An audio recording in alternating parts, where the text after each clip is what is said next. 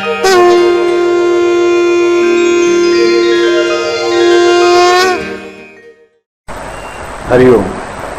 जन्माष्टमीच्या वेळेसही 9 दिवस उत्सव साजरा करतात आणि दांडिया रास खेळतात, श्रीकृष्णाची उपासना करतात, वेगवेगळ्या 9 रूपांमध्ये करतात. आज जो आपण सहज रास किंवा नित्य रास बघणार आहोत की श्रीकृष्णाने आपल्या चारित्र्यामध्ये सर्व रास खेळले. त्यातला अत्यंत सुंदर, भावुक, हळवा आणि नाजूक रास म्हणजे नित्य रास आणि सहज रास. अत्यंत नाजूक. त्याचं वर्णन सूरदासाने केलेलं आहे की कमल तंतूसुद्धा ज्याच्यापुढे वज्रासारखे कठोर आणि दणकट भासतील असा हा सहज रास किंवा नित्य रास आहे. श्रीकृष्णाच्या सर्व अलौकिक चारित्र्यामध्ये लक्षात येणारी गोष्ट म्हणजे की श्रीकृष्ण हा अत्यंत प्रेमाभिलापी आहे, प्रेमाभिलाषी आहे आणि फक्त प्रेमकाम आहे. भक्तांची भक्ती किंवा प्रेम हेच त्याला प्रिय आहे. हे प्रेम वर्णन करण्याची, व्यक्त करण्याची प्रत्येकाची कपॅसिटी म्हणा, प्रत्येकाची पद्धत म्हणा जरी वेगळी असली तरी ती त्याला प्रिय आहे. किंबहुना कुठल्याही कठोर यमनियमांमध्ये न अडकवता आपल्या भक्तांना सर्व कचड्यातून बाहेर काढून पूर्णपणे शुद्ध भक्तीवर, प्रेम मार्गावर आणण्याचं काम हे श्रीकृष्णाचं नाम आणि श्रीकृष्णाचं वर्म सदा करत असतं. आपण बघितलं की किती अलिप्तपणे वैराग्य रास खेळत राहतो हा श्रीकृष्ण. पण त्याचबरोबर लक्षात येतं की त्याने सर्व गोपांना आणि गोपींना दिलेलं अभिवचन की ह्याच्या पुढे मी नित्यत्वाने तुमच्याबरोबर आहे. ज्या क्षणी तुम्ही मला माझं मानलं, आपलं मानलं, त्या क्षणी मी तुमचा झालो. हे महत्त्वाचं अभिवचन लक्षात घ्या की श्रीकृष्णाचं वचन काय की जेव्हा जेव्हा माझे भक्त मला आपला मानतील त्या त्या क्षणी ते माझे झालेले असतात. असं नव्हे तर मी त्यांचा झालेला असतो. म्हणजे इकडे बघा 2 वे ट्रॅफिक आहे, पण तो कसा आहे तर एकाच बाजूवर अवलंबून आहे. आपण म्हणतो ना की नाव ball is in your court, तसं परमेश्वराने इथे हा बॉल आपल्या कोर्टमध्ये टाकलेला आहे. याचा कसा मारायचा, तुडवायचा की फेकून द्यायचा ते आपल्या मनावर आहे. गोप आणि गोपींना निघताना जे श्रीकृष्णाने सांगितलं, महाभारताच्या युद्धानंतर अर्जुनाला जे सांगितलं आणि देहत्याग करण्याच्या वेळेस उद्धवाला जे सांगितलं ती एकच गोष्ट की जेव्हा जेव्हा माझे भक्त पूर्ण मनाने, कुठल्याही कामनेशिवाय फक्त प्रेमाने मला आपला म्हणतील त्या क्षणी मी त्यांचा झालेला असतो. आणि मग हा श्रीकृष्ण स्वतः पूर्ण काम असल्यामुळे, नित्य काम असल्यामुळे त्या भक्तांचे सर्व काम, सर्व पुरुषार्थ तो आपोआप सहजरित्या पूर्णपणे पार पाडत असतो. तर हे जे सहजत्व आणि नित्यत्व आहे, जी गोष्ट सहज आहे तीच नित्य टिकू शकते आणि जी गोष्ट नित्य आहे ती आपोआप सहज होते. ह्या 2 गोष्टींमध्ये विरोधाभास नाही, लक्षात ठेवा. जी गोष्ट आज नाही आहे आणि काल होती आपण म्हणतो, ह्याचा अर्थ ही गोष्ट कधीच नव्हती. जी गोष्ट असते ती कायम तशीच राहते. बघा सावली माणसाची, आता दुपारी होती आता नाही आहे म्हणजे नाहीच आहे. प्रतिबिंब आता होतं आता दिसण्याचं झालं म्हणजे नाहीच आहे. जी गोष्ट, आता एखादा मनुष्य आपल्यासमोरून मृत्यू पावला, गेला, त्याचा देह गेला म्हणतो नव्हता का? नाही, त्याचा देह नव्हता, त्याचा जो जीवात्मा आहे, आत्मा आहे, तो नित्य आहे आणि त्यामुळे तो आहे. त्याचप्रमाणे हे जे भाव आहेत की एखाद्या माणसाची आई निघून गेली तर त्या माणसाचं आई पण, त्या माणसाचं वात्सल्य, त्या आईचं त्या मुलावर असलेलं वात्सल्य आणि प्रेम आणि त्या मुलाचं आईवर असलेलं प्रेम आणि भक्ती हे नित्य आहे. ही आई तरुण आहे की म्हातारी आहे, कुरूप आहे की सुंदर आहे, ही ज्याला पैसे देते किंवा नाही, ती याच्या जवळ आहे किंवा नाही, ती या जगात आहे किंवा नाही, ह्याच्यावर कुठेही काही अडून राहत नाही. आपण एखाद्या नवीन घरी राहायला जातो आणि स्टेशनपर्यंत जाताना आपल्याला पहिले 2-3 दिवस प्रयत्नपूर्वक जावं लागतं की रस्ता शोधत शोधत जावं लागतं. मग काही दिवसांनी नित्य झालं, सवयीचं झालं की आपण सहजपणे जायला लागतो. मग एखादी व्यवहाराची गोष्ट आपण नित्यत्वाने करायला लागतो त्या ती आपोआप सहजपणे व्हायला लागते. आपण जेव्हा नित्यत्वाने एखादी गोष्ट खोटं बोलायला लागतो तेव्हा आपोआप ती गोष्ट आपल्याला खरी वाटायला लागते. एखादी गोष्ट वारंवार हॅमर केली की लोकांच्या मनात घट्ट जाऊन पकडून बसते. तर त्याचप्रमाणे प्रत्येक नित्य गोष्ट ही सहज होते, पण कुठलीही गोष्ट नित्य होण्यासाठी ती सहज असणं आधी आवश्यक असतं. नित्य आणि सहज ह्याच्यामध्ये चिकन आधी की अंडा आधी, कोंबडी की अंडा आधी, असाच प्रश्न आहे की जे सहज आहे ते नित्य आणि जे नित्य आहे ते सहज आहे. आणि सहज आणि नित्य दोन्ही असणार हे परमेश्वरी तत्व आहे. आपण कृष्णाच्या चारित्र्यामध्ये बघितलं की आधीचे सगळे अवतार जर आपण बघितले, मत्स्य कुठून आला कुठे गेला आपल्याला माहीत नाही. मत्स्य आला कुठून हे माहीत नाही, आणि हा मत्स्य कार्य करून पुढे गेला आम्हाला माहीत नाही. नंतर वराह आहे, आला पण कार्य करून गेला पुढे माहीत नाही. त्यानंतर कुर्म आहे, माहीत नाही कुठे गेला. त्यानंतर नरसिंह आहे, प्रगटला स्तंभामधून, त्याच्या आधी कुठे होता आम्हाला माहीत नाही, कुठे गेला आम्हाला माहीत नाही. नंतर बटू मुलगा आलेला आहे. त्यानंतर परशुरामाने जन्म घेतला, पण तो अजून चिरंजीव आहे, अजून आहेच ते. श्रीरामाने जन्म घेतला, पण श्रीरामाने मृत्यू स्वीकारला. कसा? तर त्याने देह कोणाच्या समोर पडू गेला नाही, त्या देहाचं उत्तर कार्य झालं नाही. तर श्रीकृष्णाने मात्र अत्यंत सहजतेने संपूर्ण मनुष्य धर्म स्वीकारला. त्याने जन्म स्वीकारला, त्याने आईकडून मारही खाल्ला. रामाला कौशल्याने मारल्याचं आपण कधी वाचत नाही, बरोबर. राम हा एक आदर्श पुरुषोत्तम आहे. आपण कसं एक आदर्श विद्यार्थी असतो, आणि प्रत्येकाला आपण करतो रामासारखा वाग. आजच्या काळात रामासारखं वागणं खूप कठीण आहे, बरोबर की नाही? कारण आजूबाजूला एक नाही हजारो रावण पसरलेले असतात, बरोबर. मग तिकडे कृष्णाची आवश्यकता असते की रामाला कौशल्याने ठोकून काढलाय, बांधून घातलाय, असं कधीही आपल्याला वाचायला मिळत नाही. पण कृष्ण त्याचं बाळपण सुद्धा हा सामान्य माणसाप्रमाणेच जगतो. रामाचं लहानपणाबद्दल आपण काय वाचतो की तो लहान काही प्रेमाने खेळत होता, कौशल्या काही गाणी म्हणत होती. मग अगदी हजारो वर्ष एकच बारशाच्या दिवशी ते गाणं म्हटलं जातं, बाळा जो जो रे कौशल्या नंदना रघुनाथ नंदना. आम्हाला फक्त तेवढंच माहिती आहे की हा रघुनाथ नंदन, हा कौशल्याचा नंदन वाढला. नाही, लहान मुलांसारख्या खोड्या केल्याचं आपण वाचत नाही. पण इकडे मात्र श्रीकृष्ण सगळ्या खोड्या करतो, चोरी करतो, लबाडी करतो, खोटं बोलतो, आईच्या गळ्यात जाऊन परत तिला मिठी मारतो, तिने मारल्यानंतर परत रडतो. सगळं तो एका लहान मुलासारखं करतो, सहजतेने करतो. म्हणजे तो स्वहस्तेने परमेश्वर आहे. परत बघा की पुतना आली, पुतना कोण आहे हे ओळखून तिचा नाश करून परत तिला माता म्हणतो गोलोकात स्वीकारतोच आहे. अजासुराला, बकासुराला तो मारतोच आहे. तो कंसाला मारण्यासाठी उद्युक्त होतच आहे. स्वतः जन्माला येण्याच्या अगोदर आपल्या मोठ्या भावाला बलरामाला देवकीच्या गर्भातून काढून रोहिणीच्या गर्भात घालतोच आहे. हे सगळं काही तो करतोय, पण हे करत असून तर सहजतेने करतोय. बघा की मी पूर्णपणे देव आहे, मी पूर्णपणे परमेश्वर आहे, परब्रह्म आहे, पण मी त्या क्षणात पूर्णपणे माणूस आहे, आणि माणसाचे सगळे गुणधर्म मी कसोशीने पाळणार आहे आणि सहजतेने पाळणार आहे. म्हणून नित्यत्वाने पाळू शकला. त्याने मनुष्याचा गुणधर्म कधीही सोडलेला आपल्याला सापडत नाही, कारण त्याच्या चारित्र्यामध्ये तो नित्यत्वाने आहे, कारण तो सहजतेने. जितक्या सहजतेने तो पूर्ण परब्रह्म होता, तितक्या सहजतेने तो पूर्ण मानव होता. म्हणून त्याला आवड होती, नावत होती. त्याला लोणी आवडत होतं, त्याला काही पदार्थ आवडत नव्हते, त्याला एखादा माणूस आवडत नव्हता. त्याने स्पष्ट सांगितलं होती की एक म्हातारी बाई तिकडे येते आणि ती त्याला फार जवळजवळ घ्यायला पाहिजे कृष्णाला. कृष्ण जाऊन यशोदेला सांगतो, मग मला ही काय बाई आवडत नाही, आणि ती राक्षस झालेली असतं. पण आईला फक्त एवढंच वाटतं की ही बाई कोणती त्याला आवडत नाही, म्हणजे त्याला आवड निवड पण आहे. रामाने असं सांगितलं नाही प्रत्यक्ष कैकेयीला सुद्धा की तुम्हाला आवडत नाही म्हणून. तो आदर्श पुरुषोत्तम आहे, मर्यादा पुरुषोत्तम आहे. सगळ्यांनी कसं आपल्याला वाटतं आपल्या मुलांना सगळ्यांनी चांगलं म्हणावं, बरोबर की नाही? मग आपण मुलांची अपेक्षा वाढवून ठेवतो की प्रत्येक आलेल्या माणसाच्या समोर बाहेरची मांडळी आली की मुलांनी हाताची घडी घालून बसावं, तोंडावर बोट ठेवावं, आरडाओरडी करू नये. मी चांगलं चित्र किती काढलं, आमचा मुलगा गातो किती, मग ती बेबी जी असते नाच करून दाखवते, गाणं करून दाखवते. पाहुणेही कंटाळलेले असतात, बाळही कंटाळले. मग आपल्याला काही कंटाळ येत नाही का? तर आमच्या मुलाला सगळ्यांनी चांगलं म्हणावं. मग मुलं त्यातून एकच गोष्ट शिकतात की मला लोकांना प्लीज केलं पाहिजे. मला आलेल्या प्रत्येक माणसाने मला चांगलं पडलं पाहिजे. म्हणजे काय? I am suppose to cater to what your they want. मग जगामध्ये जे एक सुंदर वाक्य सांगितलं आहे की I am not in this world to live up to others expectations, but I am here in this world to live up to my own expectations. पण आम्ही मुलांना हे शिकवत नाही. आदर्शपणाच्या भाराखाली त्यांना एवढं गाडून टाकतो की त्यांची अभिव्यक्तीच होऊ शकत नाही. लोक काय म्हणतील ह्याचा विचार लहानपणापासून आमच्या मुलांना आम्ही दबून टाकतो, आणि मग आम्हाला मुलं खुरट झालेली असतात. मुलं दुसऱ्याच्या यशाने हळवी झालेली आम्ही बघतो. की पहिली गोष्ट माझ्या मुलांच्या समोर येते की ती कॉम्पिटिशन, एक टू नाही कॉम्पिटिशन येते, आणि त्याच्यामध्ये ती हरल्याची भावना होते. ज्या क्षणाला थोडे मार्क कमी पडतात त्यापेक्षा मुलापेक्षा आईच्या मनामध्ये हरल्याची भावना खूप जास्त असते.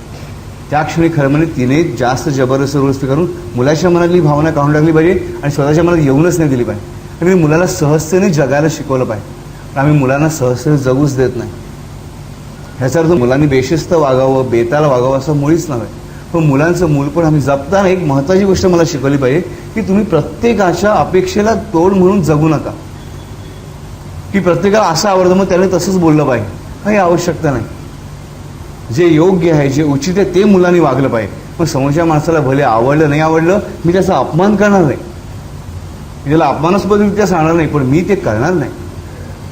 हे जेव्हा आम्ही मुलांना शिकू, जेव्हा आम्ही मुलांना टफ करू, तेव्हा ती मुलं कुठल्याही प्रसंगाला तोंड द्यायला सिद्ध झालेली असतात. पण बऱ्याच वेळा आम्ही त्यांना एवढं दाबून ठेवलेलं असतं आदर्शत्वाखाली की ती मुलं आदर्श न बनता पंगू बनतात किंवा न्यूनगंड घेऊन जगतात. आयुष्यभर मला प्रत्येकाच्या मनामध्ये न्यूनगंड, मला लोक काय म्हणतील. आणि लोक काय म्हणतील यासाठी माझं आयुष्यातलं 90% भाग मी खराब करून टाकलेला असतो. मला आनंद व्यक्त करायला मी करू इच्छित नाही. याचा अर्थ बेतालपणे वागावं किंवा नीती सोडून वागावं असं मुळीच नाही, पण पूर्ण नीतीने चालून सुद्धा आदर्शत्वाचं ओझं झुगारून देऊन मी सहजतेने कसं जगेन हे मी आधी मुलांना शिकवलं पाहिजे. आणि श्रीकृष्णाने आपल्या चारित्र्यामध्ये लहान मुलासारखं वागून दाखवून दिलंय की लहान मूल जेव्हा सहजतेने वागतं, लहान मुलांचं बाल्य जेव्हा चुरगाळलं जात नाही, ती सहजतेने जगतात, तेव्हा ती सहजपणा नित्यत्वाने त्यांच्या पूर्ण आयुष्यामध्ये येते. बऱ्याच मुलांच्या मनामध्ये अशी भीती असते की मला हे करायला जमेल का. प्रत्येक गोष्ट करताना मनात ही भीती येते की मला हे जमेल का. कारण लहानपणापासून आई म्हणत तुला जमेल ना नीट, तुला जमेल ना नीट. आई 10व्या प्रश्न असते बाळा नीट लिह. काही तुमचं प्रेम दाखवायची जरूर नाही. मुलाला आईचं प्रेम नक्की माहिती असतं. देवाला शांत चित्ताने प्रार्थना करा आणि एकदा मुलाला सांगा नीट लिह बाळ. तसंही सांगायचं जरूर नाही. आपलं देवाने आपल्या पाठीशी तू नक्की नीट लिहिशील. आईचं वागणं असं होकारार्थी असलं पाहिजे. पण आई 4 विचारते तू नीट लिहिशील ना, तू आकडे नीट काढशील ना, तू अमुक करशील ना. आणि आल्यानंतर मुलाचं पोस्टमॉर्टम केलं तसं काय पेपराचं, तू काय केलं, हे का केलंस, ते का केलंस, मग केलंस. म्हणजे मुलाला कसलाही आनंद उरत नाही. मुलाला काय वेध लागले असं आता वार्षिक परीक्षा संपल्या मे महिन्यात काय करणार ह्याचा प्लॅनवर आई कधी विचार करताना दिसत नाही. तर आल्यानंतर पहिल्यांदा घातलं हे सगळे पेपर असे झाले, आता पुढच्या वर्षी नीट अभ्यासाला सुरुवात कर. मुलांना त्या क्षणी नाही उत्तर मनात ठरवलेलं असतं. ही अत्यंत महत्त्वाची गोष्ट आहे की मुलांना आम्ही लहानपणी सहजतेने जगू देत नाही, म्हणून पुढे मुलं सहजतेने वागू शकत नाहीत. आणि म्हणून प्रतिक्षणी माझ्या मनामध्ये भीती उत्पन्न होती की मला हे जमेल का. का जमणार नाही. लहान मुलं त्यांनी इलेक्ट्रिसिटीच्या बटनाला हात लावून हे मला मान्य, पण मुलं मोठी झालं त्यांना खेळू दे ना, त्यांना उडून बघून येईल ते बटन कसं आहे, काय आतमध्ये काय जोडलेलं आहे. हा एवढं नुकसान होणार आहे आमचं. आहे ना मी बाजूला उभा. मुलांना करायचं आहे करतील, करू दे, नासून दे ना थोड्याशा वस्तू, काही बिघडणार, थोडेसे बांबू, थोडेसे कागद खराब झाले, काय बिघडलं. पण टीका मी करता का म्हणे काय केलंय तू बघ शहराच्या बाहेर किती छान केलं, तुला काही येतच नाही. इकडे म्हटलं की मुलाच्या मध्ये जुनाकडे उत्पन्न झाला, मी मुलाच्या आयुष्यातली सहजता काढून टाकली. आणि ही सहजता काढून टाकण्याचं काम बाकी कोणी करत नाही, आई बापच करत असं लक्षात ठेवा.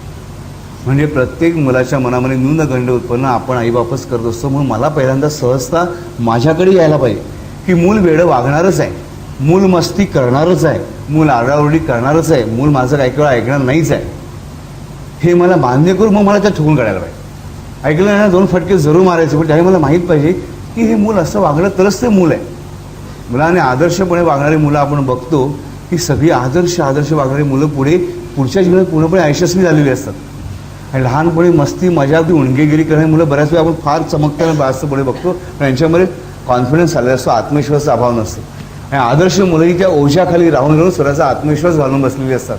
मला हे करून चालणार नाही. जीवनामध्ये जेव्हा सहजता आहे तेव्हाच आत्मविश्वास लक्षात ठेवा. साधी गोष्ट आहे बघा की हे बोट आहे माझं, हे बोट असं वळणं हा ह्या बोटाचा धर्म आहे, म्हणजे सहजता आहे. जर हे काही कारणाने कडक झालं तर मला वेदना होते का, आणि याची सहजता जाते म्हणून. म्हणजे आयुष्यामध्ये माझ्या वेदना कधी उत्पन्न होते, जेव्हा माझा धर्म जातो तेव्हा, म्हणजे माझी सहजता जाते तेव्हा.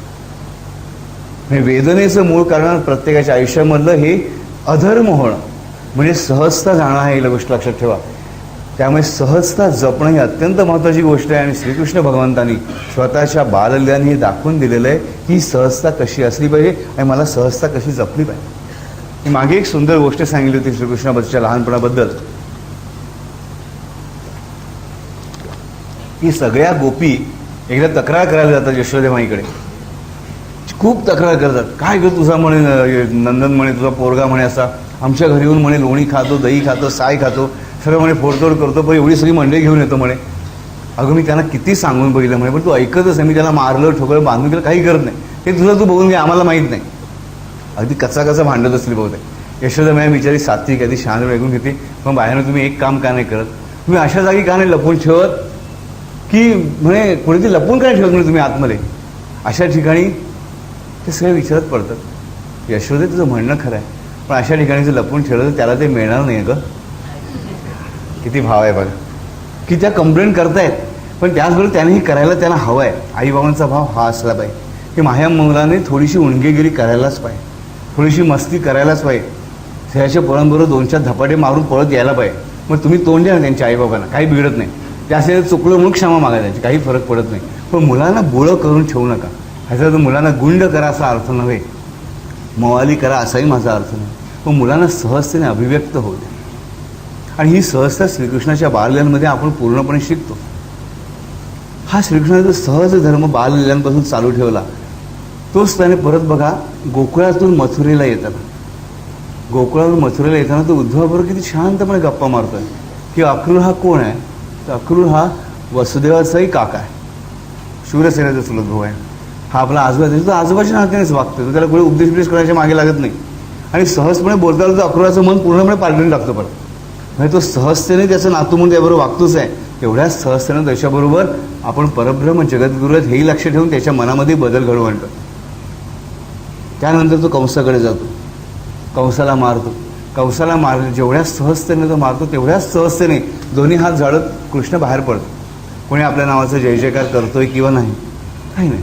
लहान मुलासारखा तो बलरामाला काय सांगतो की बलरामा दाऊ मला भूक लागलेली आहे, आपण आत्ताच्या आतला बंदीशाळेत जाऊन आईकडे हट्ट करूया. बघा इकडे तो सहजता आहे. लहान मुलं सहज की आता बराच वेळ झाला मी खाल्लेलं नाही, मला भूक लागलेली आहे. 13 वर्षाचं बालक आहे, त्याला भूक लागणार आहे.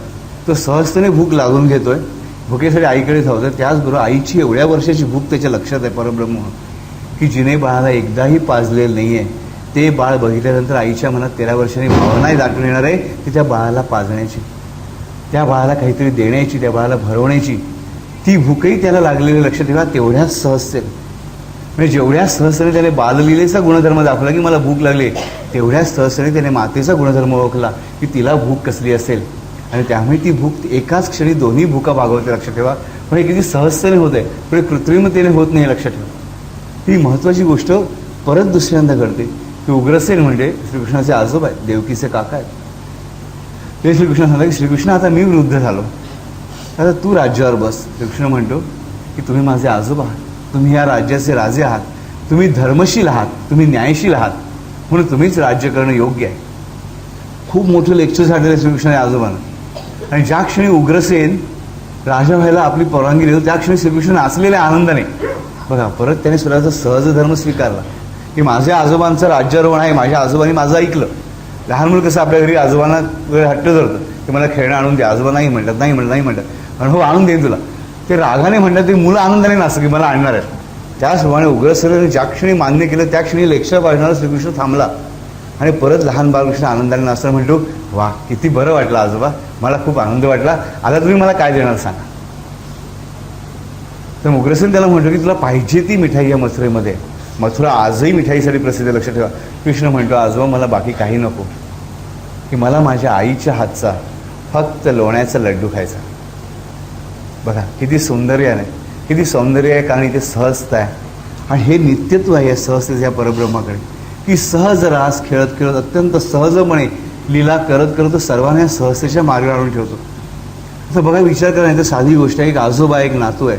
आपला नातू किती श्रेष्ठ आहे ते आजोबाने बघितलेलं आहे की तो कंसासारख्या चाणूरासारख्या राक्षसांना ठार मारतोय. म्हणजे त्याच्याबद्दल आजोबाच्या मनामध्ये कुठला भाव उत्पन्न होईल, तर पूज्य भाव उत्पन्न झालेला आहे की नातू पण आहे, माझ्यापेक्षा मोठा पण आहे. पण श्रीकृष्ण सहजपणे या मोठेपणाला बगल देतो, मोठेपणाचं काम करून सुद्धा परंतु आजोबांशी नातवाच्याच नात्याने वागतो, किती सहजतेने बघतो. आणि म्हणून ही सहजता आहे, म्हणूनच इकडे आनंद आहे. श्रीकृष्ण चरित्रामध्ये आपल्याला संपूर्ण भयानक संहार बघून सुद्धा कायम आनंद आणि प्रेमाचीच प्राप्ती का होते, कारण प्रत्येक ठिकाणी श्रीकृष्णाने हा सहज रास खेळलेला आहे, पूर्णपणे सहजता आणलेली आहे. म्हणून त्यानंतर आपण मागे जो प्रसंग बघितला होता की दुर्वास मुनी द्रौपदीकडे येतात. आपण त्याचं मागे दुसऱ्या कुठल्या तरी रासाबद्दल खेळताना बोललो होतो, बरं कुठला रास खेळताना विचार केला होता, दुर्वास मुनी द्रौपदीची गोष्ट. कोणाला आठवत आहे? नोट्स काढणारी मंडळी नाही ना, विसरून गेले, म्हणजे कोणी घरी गेल्यावर परत वही वाचत नाही. तर हा जो श्रीकृष्ण आहे त्याचं आपण हे रूप बघितलं की दुर्वासाच्याकडे, दुर्वास द्रौपदीकडे आलेला आहे आणि परीक्षा होण्यासाठी तिला दुर्योधनाने पाठवलेलं आहे की आम्ही सगळे भक्तगण तो शिष्यगण घेऊन आले 50-60 शेकडो, की आम्हाला जेवायला वाढ. आणि जेवायला नाही वाढलं तर द्रौपदीची काही खैर नाही की दुर्वास त्याची वाट लावणार आहे. द्रौपदीला आता आसरा कोणाचा? त्या कृष्णेला आसरा फक्त श्रीकृष्णाचा. ती नामस्मरण करेन, त्याने थाळी दिलेली आहे, पण थाळीमध्ये जेवण झाले आहे, धुतल्यानंतर ती परत वापरता येत नाही. ती धावा करते श्रीकृष्णाचं की माझी लाज राखणार फक्त तूच आहेस.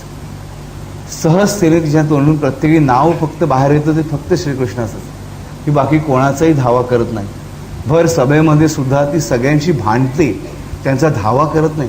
ती धृतराष्ट्राला सुनावते, विदुराला सुनावते की तुझं न्यायनीतिशास्त्र सगळं चुलीत घाल, ह्या शब्द तिला स्पष्ट सांगते की तुझं फक्त वन्नी वर्ध येते, म्हणजे आगीत जाण्याच्याच लायकी तुमचं नीतिशास्त्र आहे, नीतीची अनिती चाललेलं तुम्ही काही करू शकत नाही. हे विदुराला सांगण्याची छाती फक्त द्रौपदीची लक्षात ठेवा. ती कोणाचा धावा करत नाही, भीष्माचाही धावा करत नाही, ती पतीचाही धावा करत नाही, ती फक्त धावा श्रीकृष्णाचा करते अत्यंत सहजतेने. प्रत्येक आपल्याला कशी ठेस लागली की आपण पटकन सहजता म्हणतो आई गो, ही सहजता आहे.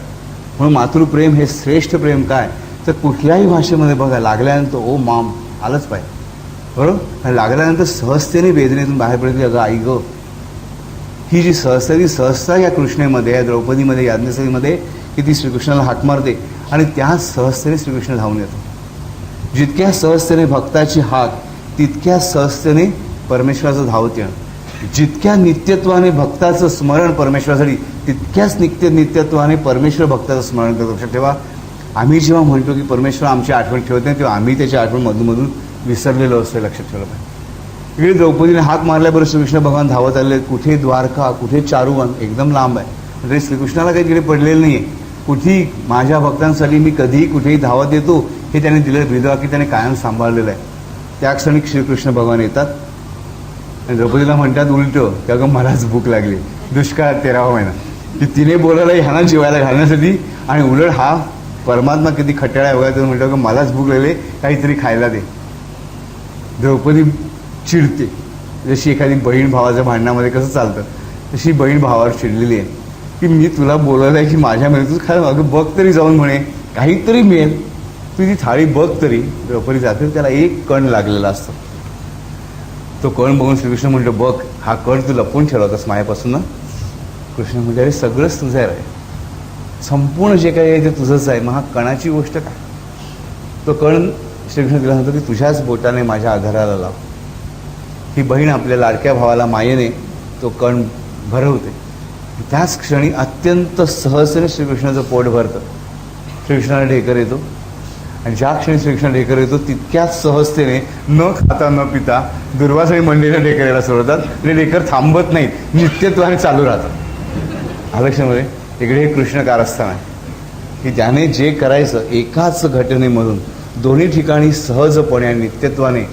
आणि त्या क्षणी तो द्रौपदीला वचन देतो की ह्याच्यापुढे मी नित्य तृप्त राहीन तुझ्याकडून, तुझ्याकडे कधीच काही मागणार नाही. दुर्वासाला नित्यत्वाने ढेकर दिले, हिला नित्यत्वाने तृप्ती दिली. लक्षात ठेवा, ही सहजता आणि नित्यत्व, हा सहज रास आणि नित्यरास श्रीकृष्णाच्या आयुष्यामध्ये ठायी माझ्या प्रत्ययामध्ये येतो. हा श्रीकृष्ण द्रौपदीला हे अभिवचन देऊन मोकळा होत नाही. मी वचन देऊन मोकळा जर अशी वृत्ती नाही आहे तर ती वचन त्याने आयुष्यभर पार पाडलेलं आहे. आपण द्रौपदीचं शेवट बघतो की 5 पांडव, द्रौपदी आणि धर्माचा कुत्रा त्याच्याबरोबर निघालेला आहे. पहिल्यांदा द्रौपदी स्खलन होऊन पडते. बघ धर्माची आणि पांडवांची प्रश्नोत्तरही आपल्याला माहिती आहे. पण तरीही ही गोष्ट एक लक्षात ठेवा की ज्या क्षणी द्रौपदी स्खलन होऊन धारातीर्थी पडते, देह सोडते, त्या क्षणी तिला नेण्यासाठी साक्षात रुक्मिणी माता आणि श्रीकृष्ण आलेले आहेत.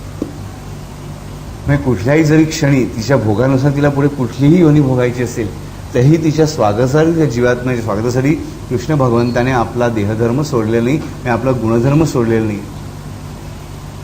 त्यानंतर सहदेव पडतो, मग नकुल पडतो, मग अर्जुन पडतो.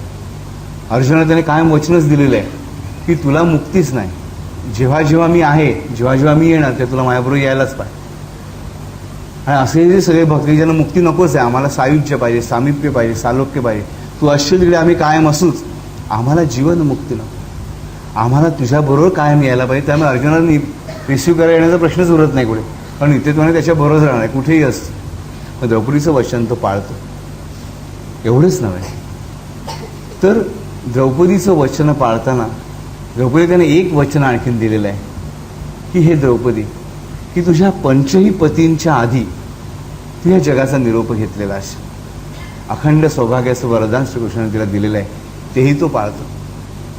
त्याबरोबर तुझ्या पतींची कुठलीही वेदना किंवा मृत्यूंचं लक्षणही मला दिसू नये असं तिने वचन घेतलेलं असतं. की नवरा आजारी पडलेला आहे, म्हणजे तो मरेल त्याच्या आधी मी मरून जाते असाही भाव नाही आहे. कारण तोही पर्यंत 5ही पांडव एकदम आनंदामध्ये आहेत, सशक्त आहेत. तेही वचन श्रीकृष्णाने पाळलेलं आहे. त्याच्याच बरोबर 3रंही वचन त्याने पाळलेलं आहे की कधी पांडवांचा कुलक्षय होणार नाही. परीक्षिताला जिवंत करून त्याने तेही वचन पाळून तिच्या पाठीमागे वंश चालू ठेवलेला आहे. एवढंच नाही, त्यानं तिची 5 वचनं दिली, 4थं वचनही त्याने पाळलेलं आहे की हे याज्ञसेने, की जेव्हा तू हा देह सोडशील तेव्हा तुझा देह आपोआप कर्पुरापणे जळून परत यज्ञामध्ये सम्मिलित होईल. त्याप्रमाणे द्रौपदीचा देह परत कापुरासारखा जळलेला आहे आणि तो आपोआप विलीन झालेला आहे. तेही वचन त्याने पाळलेलं आहे. आणि 5वं वचन की द्रौपदीने जेव्हा लग्न करायचं ठरवलं 5 जणांशी, तिला कळेना, 5 पांडवांनी कुंतीने सांगितलं, तर श्रीकृष्णाने तिकडे तिने वचन मागितलं की मी काय करू. कृष्णाने सांगितलं की तू ह्या 5 खरंच लग्न कर, पण ह्या 5 लग्न केल्यामुळे मी अनितिमान तर ठरणार नाही ना.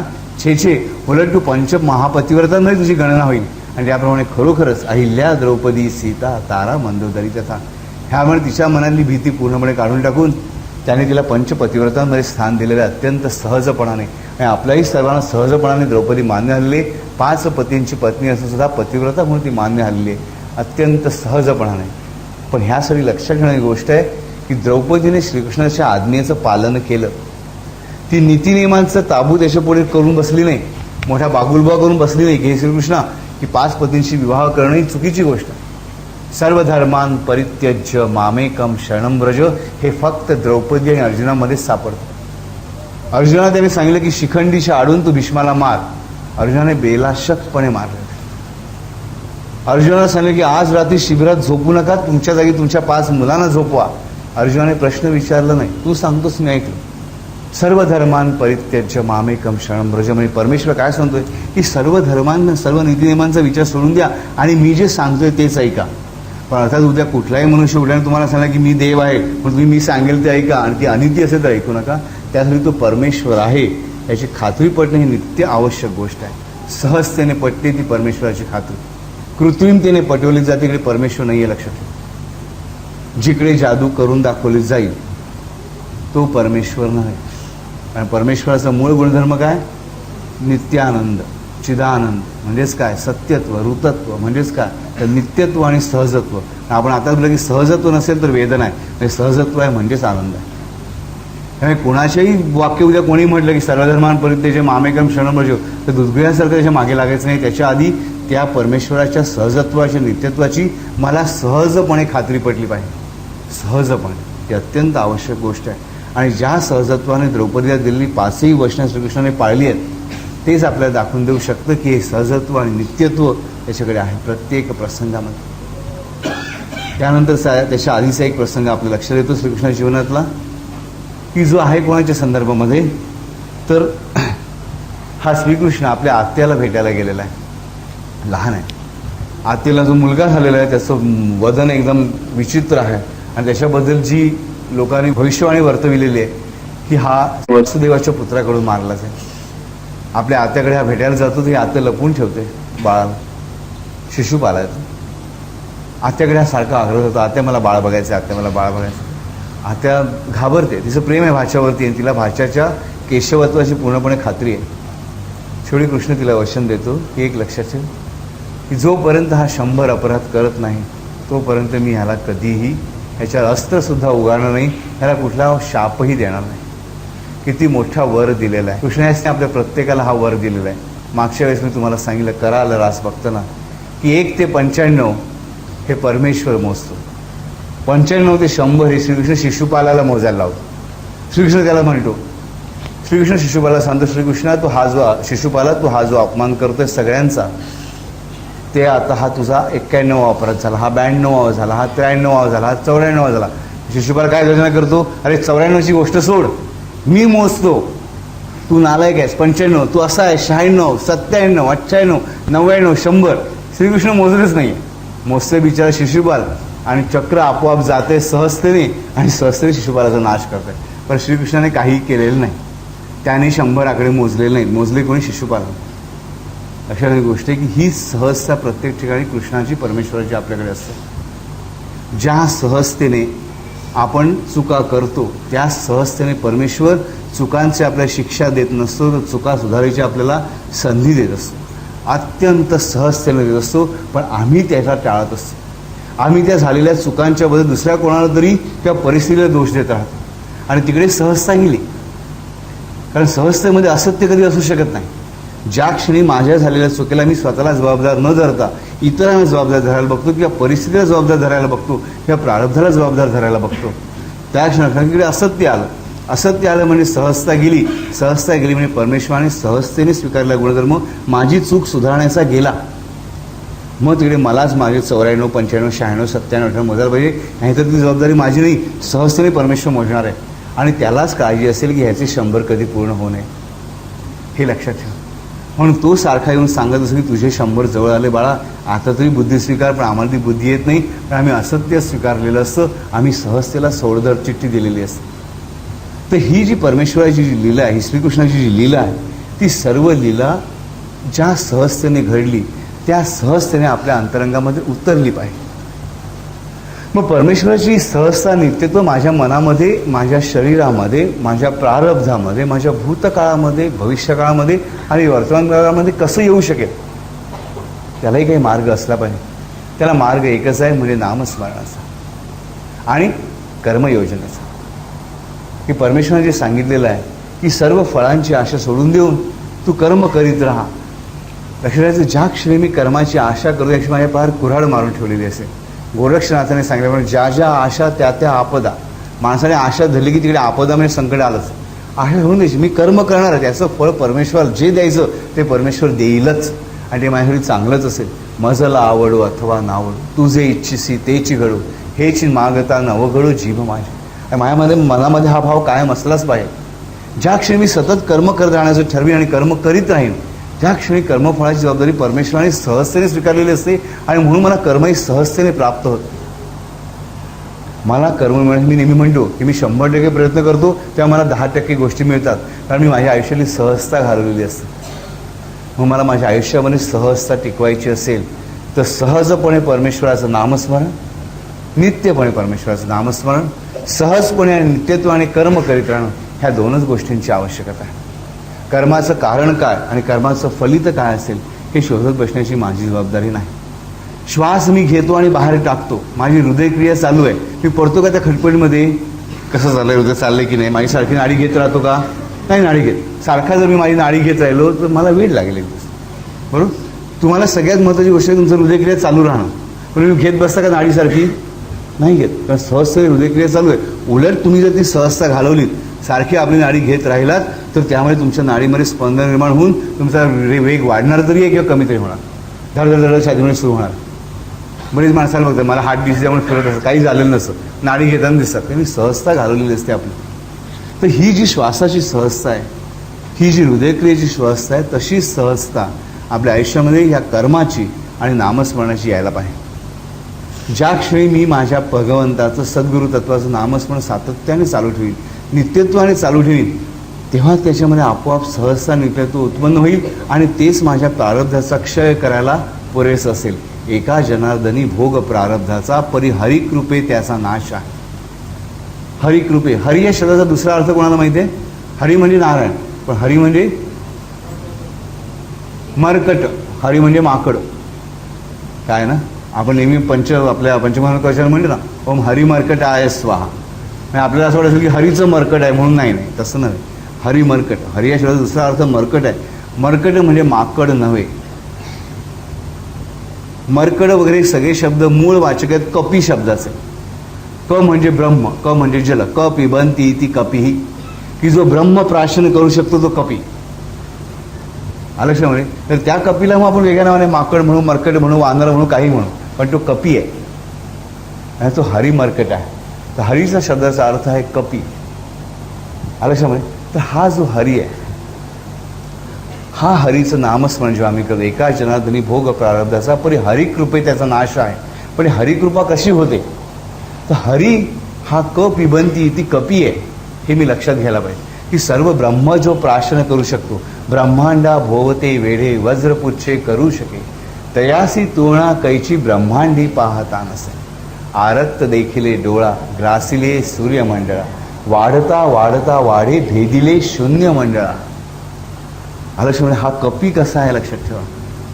रामायणामधली सर्वात मोठी लवाळी म्हणजे हा कपी, लक्षात ठेवा. रामाच्या समोर हात जोडून दास म्हणून उभा, परत रामेश्वर म्हणून तो स्वतः पूजा स्वीकारतोय, परत हनुमंतेश्वर म्हणून बाजूला उभा आहेच. हनुमंतेश्वर म्हणून तोच, पण ज्याचं नाव तो हनुमंतही तोच, दासही तोच आणि मालकही तोच. ज्या क्षणी माझ्या मनामध्ये ही भावना उत्पन्न होईल की मी परमेश्वराचा दास आहे, मी परमेश्वराचा भक्त आहे, मी परमेश्वराचाच आहे आणि परमेश्वर माझाच आहे. मारुतीने जे उत्तर दिलेलं आहे की तू कोण आहेस, तर देह भावे तव दासोस, शरीर भावाने मी तुझा दास आहे, मनोभावे तव भक्तोस, मी तुझा भक्त आहे, आणि भाव आहे ना, मी आणि तू एकच आहोत. हे लक्षात ठेव. जेव्हा एक एक पायरी उतरत मी जातो, आणि ही पायऱ्या, ह्या 3 पायऱ्या कपीच्या पायऱ्या आहेत. ह्या कपीच्या 3 पायऱ्यांचं वर्णन छान प्रकारे येतं रामदासांच्याच भीमरूपी महारुद्र स्तोत्रामध्ये. ह्या 3 पायऱ्या कपी कशा खेळतो, हाच कपी जो स्वतःच परमेश्वर म्हणून खेळतोय, तोच भक्त म्हणून खेळतोय, तोच परमशिव आहे, तोच भक्त म्हणून राम आहे, तोच राम परत परमेश्वर झालेला आहे, त्या परमेश्वराचा भक्त म्हणून तोच परमशिव हनुमंत म्हणून. हाच परमेश्वर दास आणि भक्तांचा खेळ किती सहजपणे खेळतोय बघा. रामदासांच्या भीमरूपी महारुद्र स्तोत्रामध्ये एक सुंदर 2-3 ओळी होऊन जातात. आपण ज्याकडे नेहमी दुर्लक्ष करतो की हे फक्त त्याचं वर्णन असेल म्हणून. आपण श्लोक काय म्हणलं, भीमरूपी महारुद्रा, हा महारुद्र आहे. भीमरूपी महारुद्रा वज्र हनुमान मारुती, वानरी अंजनी पुत्रा रामदूता प्रभंजना, महाबळी प्राणदाता सकळा उठवी बळे, सौख्यकारी दुःखहारी दूत वैष्णव गायका, दीननाथा हरिरूपा सुंदरा जगदंतरा, दीननाथा हरिरूपा सुंदरा जगदंतरा, दीननाथा हरिरूपा सुंदरा. लक्षामध्ये, दीननाथा हरिरूपा सुंदरा जगत अंतरा. लक्षामध्ये, ही जी 3 नावं आहेत, दीननाथा हरिरूपा सुंदरा. दीनांचा नाथ आहे, सोपं आहे. हरिरूपा आहे. आता इकडे हरी म्हणजे मरकड आहे, पण मरकड रूप आहे, हरिरूपा. तर दिनांचा नाथ बनण्यासाठी तुला रूप धारण करावं लागतं. तू रूपाच्या पलीकडचा आहेस. कारण कपी या शब्दाचा दुसरा अर्थ आहे अस्तित्वात येणे. ब्रह्म जे आहे ते ब्रह्म पिणाराच अस्तित्वात येतो. जे जे अस्तित्वात येतं ते ब्रह्मापासून वेगळं आहे. म्हणजे दीननाथा हरिरूपा, दिनांचा नाथ बनण्यासाठी तुला हरिरूप घ्यावं लागतं. दीननाथा हरिरूपा सुंदरा. आणि हे रूप कसं असं सुंदर आहे. आणि ह्या ज्या 3 पायऱ्या आहेत की जगदंता, दीननाथा हरिरूपा सुंदरा, की हे जे अंतर आहे, आपण काळाचे 3 गुणधर्म मानतो. वर्तमान काळ, भविष्य काळ, भूतकाळ. गुणांचे 3 गुणधर्म मानतो, सत्व रज तम. त्यानंतर वात पित्त कफ, हे 3 शरीराचे गुणधर्म आहेत, धातू आहेत, दोष आहेत. त्यानंतर आणखीन 3 काय पाळतो आपण, सत्व रज तम झालं. त्यानंतर उत्पत्ती स्थिती लय. त्यानंतर आणखीन 3 काय काय पाळतो आपण, हे 6 आहेत. आणखीन 3 गोष्टी बऱ्याच आहेत, म्हणजे एक तरी कोणी तिकडे बाहेर येत आहे. हा नाही, त्या अष्टसिद्धी आहेत, 8 जणी आहेत त्या. Ganga Yamuna Saraswati. Very good, I am very happy with it. तर गंगा यमुना सरस्वती 3 नद्यांची नावं आपण नेहमी इथे घेत असतो, बरोबर. तर जगदंतर आपण मागे बघताना बघितलं की गंगा म्हणजे काय, जमुना म्हणजे काय, आणि सरस्वती म्हणजे काय. ईडा, पिंगला आणि सुषुम्ना, ह्या 3 नाड्या म्हणजे गंगा, जमुना आणि सरस्वती. ह्या 3 नाड्यांचा जो कंट्रोल करतो, म्हणजे प्राणांचा जो कंट्रोल करतो, तो महाबळी प्राणदाता, सकळा उठवी बळे. ह्या 3घांचं जे अंतर आहे ह्याला जगदंतर म्हटलं जातं. हा जगदंतर आहे, म्हणजे त्याच्याही पलीकडला. म्हणजे इथे तुम्हाला रामदास सांगताय की जो प्राणांचं नियमन करतो, जो प्राणांवर योगक्रियेने कंट्रोल प्राप्त करतो, तोच जो आहे तो ह्या 3 स्टेजेसमधून पुढे जातो आणि परमेश्वराशी ऐक्यरूप राहतो, परमेश्वराचाच होऊन राहतो. आणि हे घडण्यासाठी ही लीला आहे की जो परमशिव आहे तो परमेश्वर आहे, त्याचा भक्त राम आहे. तो राम जो परमेश्वर आहे त्याचा भक्त परत हा परमशिव हनुमंत बनून आहे. लक्षामध्ये, ही जी सगळी लबाडी म्हणा काय जी काय चाललेली आहे ती ज्या सहजतेने चाललेली आहे, त्या सहजतेने भीमरूपी महारुद्रामध्ये रामदासांनी अत्यंत सहजतेने लबाड्या ठाई ठाई करून ह्या परमेश्वराचं खरं स्वरूप सांगितलेलं आहे. आणि प्रत्येकाने काय सांगितलं, तुम्ही नामस्मरण करा. रामदासांनी प्रत्येक एकच सांगितलं की हरिमुखे म्हणा. नामदेवाने तेच सांगितलं प्रत्येक हरिपाठामध्ये तेच सांगितलेलं आहे. आणि म्हणून हे 7 हरिपाठ जे आपण बघितले तो हरिपाठ आहे. त्याला बाकी नाव कोणी काही दिलेलं नाही. नाव आहे हरिपाठ आणि रामनाम घ्या म्हणून सांगितलेलं आहे प्रत्येक ठिकाणी. लोकांनी मला बऱ्याच वेळी प्रश्न विचारले, बाबू तुम्ही आम्हाला हरिपाठ वाचायला सांगितलं पण विठ्ठल नाम घ्या असं कोणी म्हणत नाही, तर रामनाम घ्या म्हणून सांगितलेलं आहे. कारण राम ह्या नावाचा खेळ फार वेगळा आहे. हा एक खेळ श्रीकृष्ण खेळला नाही. आपण श्रीकृष्णाच्या सगळ्या गोष्टी बघितल्या, पण एक खेळ श्रीकृष्णाने खेळला नाही तो कुठला, की रामाने कसं शंकराचं भक्तत्व स्वीकारलं आणि हनुमंताकडे स्वतःचं भक्तत्व दिलं, तसं श्रीकृष्णाने कोणाचे परमेश्वरत्व कधी मान्यच केलं नाही. लक्षात आणि हात जोडले सगळ्यांच्यासमोर. म्हणजे त्याने काय सांगितलं, इंद्र आहे ना, इंद्राची मुळीच पूजा करू नये, करा गोवर्धनाची पूजा.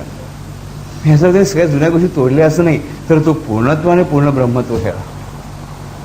आदर्श म्हणे, पण राम आदर्श आहे. परमेश्वराला नमस्कार करणं ही आदर्श गोष्ट आहे, त्याने केली. त्याने सहजपणे ही धुडकारून लावली आणि त्याला पूर्णत्व, पूर्ण योगित्व आणि पूर्ण अवतारत्व सिद्ध करायचं होतं सहजपणे. आणि जर पूर्ण अवतारत्व सिद्ध करायचं असेल तर त्याला कोणी माझ्यावर नाही हे दर्शन देण्याची तेवढीच आवश्यकता होती.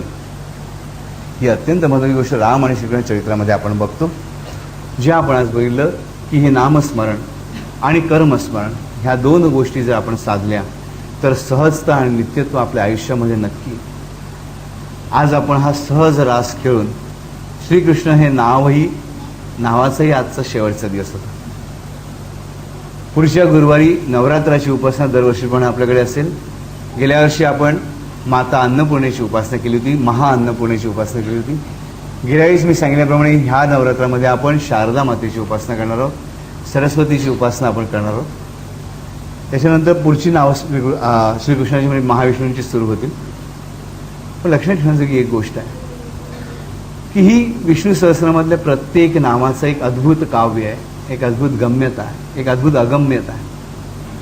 प्रत्येकाला जेवढी जमेल तेवढी प्रत्येकाने आपल्या मनामध्ये उतरवायची. हे नाव नुसतं प्रेमाने घ्यायचं. समजा एखाद्याला अजिबात काही आठवलं नाही ना, काही बिघडणार नाही.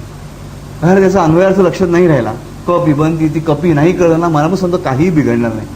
कळलं तर फार चांगलं आहे, सुंदर आहे. पण लक्षात ठेवण्याची गोष्ट आहे की एखादी भाजी आपण आवडीने खाल्ली तर ती कशाची केली नाही कळल्याने विशेष फरक पडणार नाही. एवढंच की ती मग परत खाता येत नाही, माहीत नसेल कसली होती तर कोणाला सांगता येत नाही. त्यामुळे की जेव्हा मी ह्याचं ज्ञान मिळवायचा प्रयत्न करतो ते कशासाठी, तर नित्यत्व येण्यासाठी, त्याच्यामध्ये सहजत्व येण्यासाठी. पण समजा मला जमत नसेल म्हणून मी माझा ध्यास सोडून द्यायचा किंवा मार्ग सोडून द्यायचा असं नका. हे नामस्मरण करीत राहा. आणि पहिला एक विचार काढून टाका मनामधून. मला अनेक प्रत्युत्तरं येतात की आम्ही नामस्मरण सुरू केलं आणि माझा मुलगा जिन्यावरनं पडला. असं कधी होत नाही. लक्षात ठेवा, परमेश्वराचं नाम घेतलं आणि परमेश्वराची उपासना केली म्हणून घरात वाईट झालं असं म्हणत असाल तर तुम्ही भक्तच नाही राजा. परमेश्वराच्यामुळे काही वाईट होत नाही. मी माझ्या प्रारब्धाचा क्षय, खरेच देवाच्या एका रूपाने तुम्हाला मदत केली नसेल ठीक आहे, ह्याचं त्याने तुम्हाला संकटात टाकलेलं नाही. हा विचार मला काढून टाकला पाहिजे. म्हणजे सहजतेने मला नामस्मरण चालू राहील. हे नामस्मरण करायचं. आज शेवटच्या दिवशी श्रीकृष्ण नामाच्या आपल्याला ह्या चतुर्व्यूहाची उपासना करायची. आपण जो चतुर्व्यूह श्रीकृष्णाचा बघितलेला होता, ओम नमो भगवते वासुदेवाय, ओम नमो भगवते संकर्षणाय, ओम नमो भगवते प्रद्युम्नाय, ओम नमो भगवते अनिरुद्धाय. तर आज आपण हा चतुर्व्यूहाची उपासना करणार आहोत. पण हे चतुर्व्यूहाचे 4 मंत्र वेगळे न म्हणता ओम श्रीकृष्णाय, काय लक्षात आहे, ओम श्रीकृष्णाय वासुदेवाय संकर्षणाय प्रद्युम्नाय अनिरुद्धाय नमो नमः. ओम श्रीकृष्णाय वासुदेवाय संकर्षणाय प्रद्युम्नाय अनिरुद्धाय नमो नमः. ओम श्रीकृष्णाय वासुदेवाय संकर्षणाय प्रद्युम्नाय अनिरुद्धाय नमो नमः. ओम श्रीकृष्णाय वासुदेवाय संकर्षणाय प्रद्युम्नाय अनिरुद्धाय नमो नमः. ओम श्रीकृष्णाय वासुदेवाय संकर्षणाय प्रद्युम्नाय अनिरुद्धाय नमो नमः. ओम श्रीकृष्णाय वासुदेवाय संकर्षणाय प्रद्युम्नाय अनिरुद्धाय नमो नमः. ओम श्रीकृष्णाय वासुदेवाय संकर्षणाय प्रद्युम्नाय अनिरुद्धाय नमो नमः. ओम श्रीकृष्णाय वासुदेवाय संकर्षणाय प्रद्युम्नाय अनिरुद्धाय नमो नमः. ओम श्रीकृष्णाय वासुदेवाय संकर्षणाय प्रद्युम्नाय अनिरुद्धाय नमो नमः. हरि ओम.